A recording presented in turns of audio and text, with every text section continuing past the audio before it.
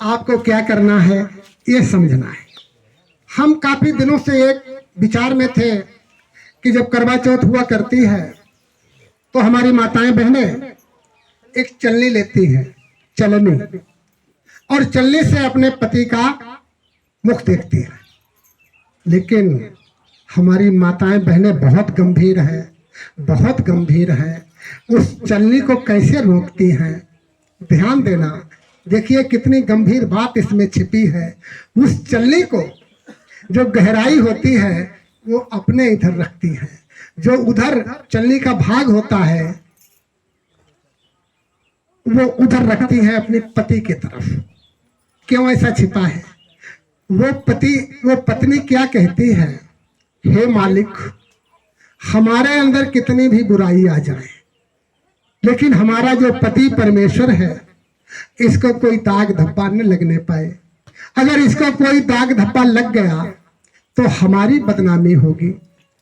हे परमात्मा गुरुदेव, इसीलिए मैंने चलनी को ऐसा रोका है कि जब हम चलनी को छानते हैं तो बढ़िया चीज उधर निकल जाती है और खराब चीज इधर रह जाती है।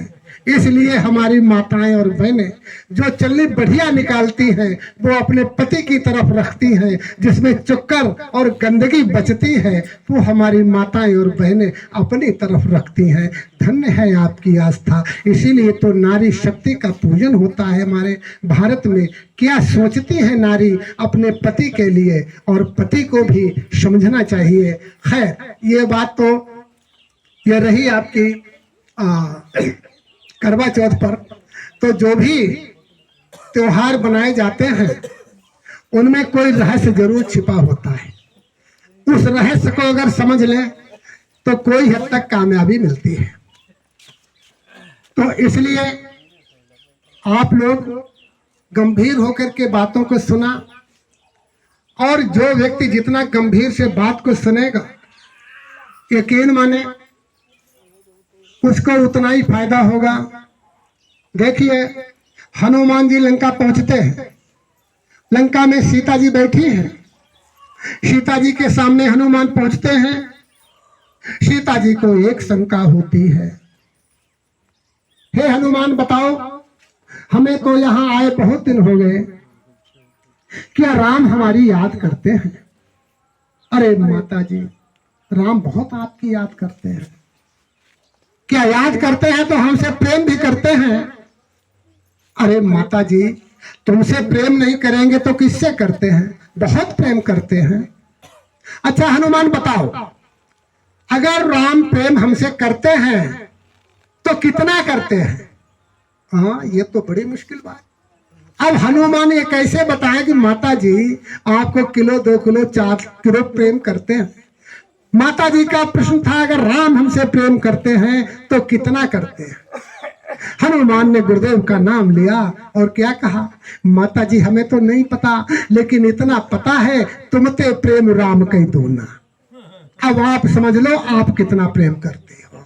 जितना तुम प्रेम करती हो हमारे भगवान तुमसे दुगना प्रेम करते हैं। तो मित्रों ध्यान देना, कभी मत ये कहना कि हम इस भाव से पहुंचे। तो यकीन मानो जितने भाव से आप आए हैं हम उससे 2 गुने और 4 गुने भाव से आपके पास हैं। हम आपके नजदीक हैं, आपके दुख दर्द को सुनने के लिए तैयार हैं। तो जितना आपके अंदर भाव होगा, जितने भाव से दूसरे की बात सुनोगे, उतना परमात्मा आपके ऊपर खुश होगा। वो शक्ति, वो दिव्य शक्ति आप पर खुश होगी। लेकिन भक्ति को छोड़ दीजिएगा। किसी की भी कोई भक्ति नहीं करनी है, वो परम भक्ति करनी है, वो दिव्य भक्ति करनी है। चंदन बंदन माला फल फूल की भक्ति नहीं करनी है, आरती वंदन की भक्ति नहीं करनी है। ये कब तक करोगे? आप बुढ़े हो जाओगे, 70-75 वर्ष के हो जाओगे तो बैठ करके कोई का नाम भी नहीं जप पाओगे।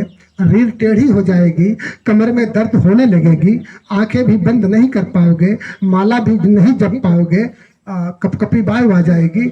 तो ये सब भक्ति खत्म हो जाएगी। भक्ति जपने का नाम नहीं, भक्ति समझने का नाम है। नाम कोई जपने का नहीं, नाम के